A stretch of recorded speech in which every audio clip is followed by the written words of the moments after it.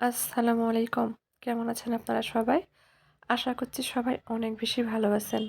আজকে আমি আপনাদের মাঝে ১ বাটি চাল দিয়ে চিতই পিঠা রেসিপিটি শেয়ার করছি। তো চলেন দেখি তৈরির পুরো প্রস্তুত প্রণালী আপনাদের মাঝে শেয়ার করি। এখানে আমি চায়ের কাপে মেপে ১ কাপ মতো আতপ চাল নিয়েছি। চালটা পর্যাপ্ত পরিমাণ পানি দিয়ে ৩ থেকে ৪ বার কষলিয়ে ভালোভাবে ধুয়ে নিয়েছি।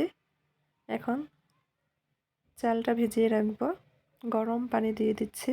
হাতে যদি সময় থাকে নরমাল পানি দিয়ে ৪ থেকে ৫ ঘন্টা মতো ভিজিয়ে রাখবেন। হাতে সময় ছিল না সেজন্য এখানে গরম পানি ব্যবহার করেছি। তবে খুব বেশি গরম পানি না। কুসুম গরমের চেয়ে একটু বেশি গরম। ২ ঘন্টা মতো ভিজিয়ে রেখেছি। ২ ঘন্টা পর চালটা খুব ভালোভাবে ভিজে গিয়েছে। আবারও চালের পানিটা ঝরিয়ে নিব। চালের পানি ঝরিয়ে নিয়েছি। একটা ব্লেন্ডারের জারে দিয়ে দিচ্ছি।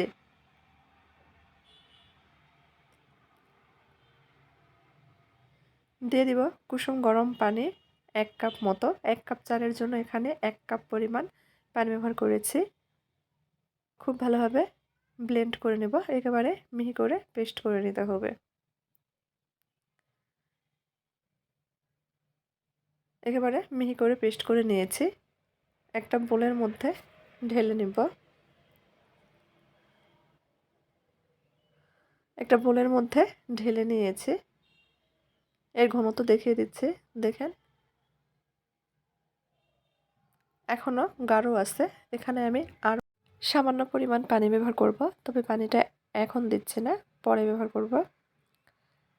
এখন এর মধ্যে দিয়ে দিব স্বাদ মতো লবণ, দিয়ে নেড়েচেড়ে মিশিয়ে নিব। মিশিয়ে নেওয়া হয়ে গেলে এখানে দিয়ে দিব ৩ চামচ মতো নারিকেল। চিতই পিঠাতে একটু নারকেল ব্যবহার করলে কিন্তু খেতে বেশ ভালো লাগে। চাইলে নারকেলটা স্কিপ করতে পারেন। নারকেলটা খুব ভালোভাবে নেড়েচেড়ে মিশিয়ে নিব। যে কোনো রান্নার কড়াইতে নাকি পারফেক্ট চিতই পিঠা তৈরি করা যায়। ১০০% যে কেউ তৈরি করে নিতে পারবে ১ বাটি ভাতের চাল দিয়ে। YouTube viral recipe. আজকে পরীক্ষামূলক রেসিপিটি আপনাদের মাঝে শেয়ার করছি। কড়াইয়ের মধ্যে কি চিতই পিঠা তৈরি করা যায়, কীরকম হয় সেটাই শেয়ার করব। আশা করছি আমার সঙ্গে আপনারাও ভিডিওতে দেখবেন পিঠাগুলো কীরকম হয়।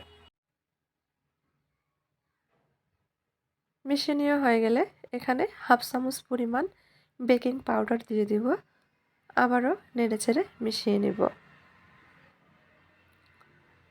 ভিডিওর প্রথমেই আপনাদের অনুরোধ করছি, যারা ভিডিও দেখছেন তারা প্লিজ একটা লাইক দিয়ে দিবেন।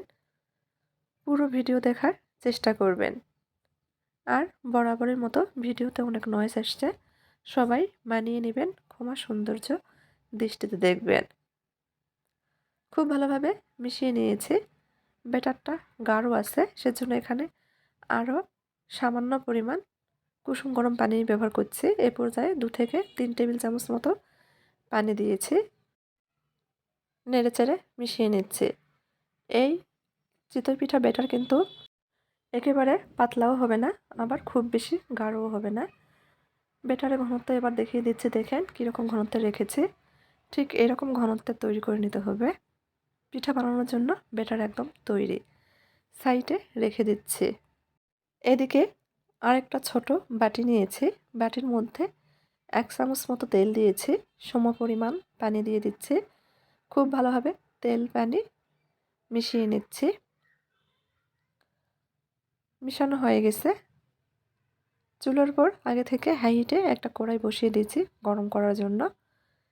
তেল পানি মিশ্রণ টিস্যুতে নিয়ে খুব ভালোভাবে কড়াইটা মুছে দিয়েছি। এখন তৈরি করে রাখা ব্যাটার আবার একটু ফেটিয়ে নিব।